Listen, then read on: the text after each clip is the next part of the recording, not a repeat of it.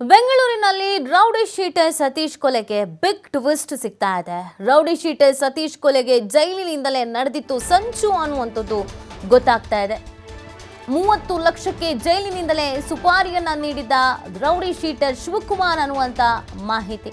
ಪರಪ್ಪನ ಅಗ್ರಹಾರ ಜೈಲಿನಿಂದಲೇ 3 ತಿಂಗಳಿಂದ ಸ್ಕೆಚ್ ಹಾಕಿದ್ರಂತೆ.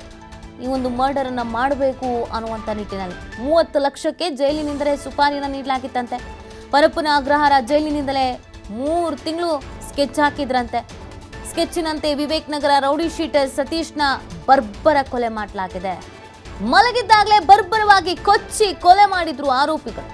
ಜನವರಿ 30ರಂದು ವಿವೇಕನಗರದಲ್ಲಿ ನಡೆದಿದ್ದಂಥ ಸತೀಶ್ನ ಕೊಲೆ.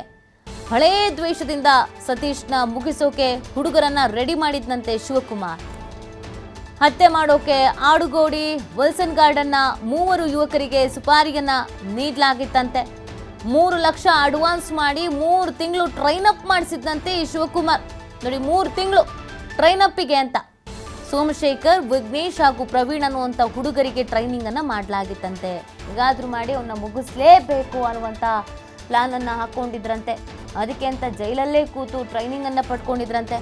ಆರೋಪಿಗಳ ಹೇಳಿಕೆ ಹಿನ್ನೆಲೆ ಶಿವಕುಮಾರ್ನನ್ನ ವಶಕ್ಕೆ ಪಡೆದಿದ್ದಾರೆ ಸಿಸಿಬಿ. ತನಿಖೆಯ ಸಂದರ್ಭದಲ್ಲಿ ಈ ಎಲ್ಲ ಮಾಹಿತಿಗಳು ಲಭ್ಯವಾಗಿದೆ. ಯಾಕೆ ಕೊಲೆ ಮಾಡಿದ್ರು, ಏನು ಕೊಲೆ ಆಯಿತು, ಇದೆಲ್ಲದ್ರ ಬಗ್ಗೆ ತನಿಖೆ ನಡೆಸುವಂಥ ಸಂದರ್ಭದಲ್ಲಿ ವಶಕ್ಕೆ ಪಡ್ಕೊಂಡಿದ್ರಲ್ಲ, ಅವ್ರ ಮಾಹಿತಿಯನ್ನು ನೀಡಿದ್ದಾರೆ. ಹೇಗೆ ಟ್ರೈನ್ ಅಪ್ ಆಯಿತು, ನಮಗೆ ಎಷ್ಟು ದುಡ್ಡು ಬಂತು, ಎಲ್ಲಿ ಟ್ರೈನಿಂಗ್ ಮಾಡ್ಕೊಂಡ್ವಿ, ಇದೆಲ್ಲದ್ರ ಬಗ್ಗೆ ಸಂಪೂರ್ಣವಾದಂಥ ಮಾಹಿತಿಯನ್ನು ಅಧಿಕಾರಿಗಳ ಮುಂದೆ ಹೇಳ್ಕೊಂಡಿದ್ದಾರೆ. ಸೋಮಶೇಖರು, ವಿಘ್ನೇಶು ಹಾಗೆ ಪ್ರವೀಣ್ ಅನ್ನುವಂಥ ಹುಡುಗರಿಗೆ ಟ್ರೈನಿಂಗನ್ನು ಕೊಡಲಾಗಿತ್ತಂತೆ. ಆರೋಪಿಗಳ ಈ ಹೇಳಿಕೆ ಹಿನ್ನೆಲೆಯಲ್ಲಿ ಶಿವಕುಮಾರನನ್ನ ವಶಕ್ಕೆ ಪಡೆದಿದ್ದಾರೆ ಸಿಸಿಬಿ. 3 ಲಕ್ಷ ಅಡ್ವಾನ್ಸ್ ಅನ್ನು ಕೊಡಲಾಗಿತ್ತಂತೆ. 3 ತಿಂಗಳು ಟ್ರೈನ್ ಅಪ್ ಮಾಡಿದ್ರಂತೆ. ಆತನ ಮನೆಯಲ್ಲೇ ಆತ ಮಲಗಿದ್ದಾಗ ಅಟ್ಯಾಕ್ ಮಾಡಲಾಗಿತ್ತು.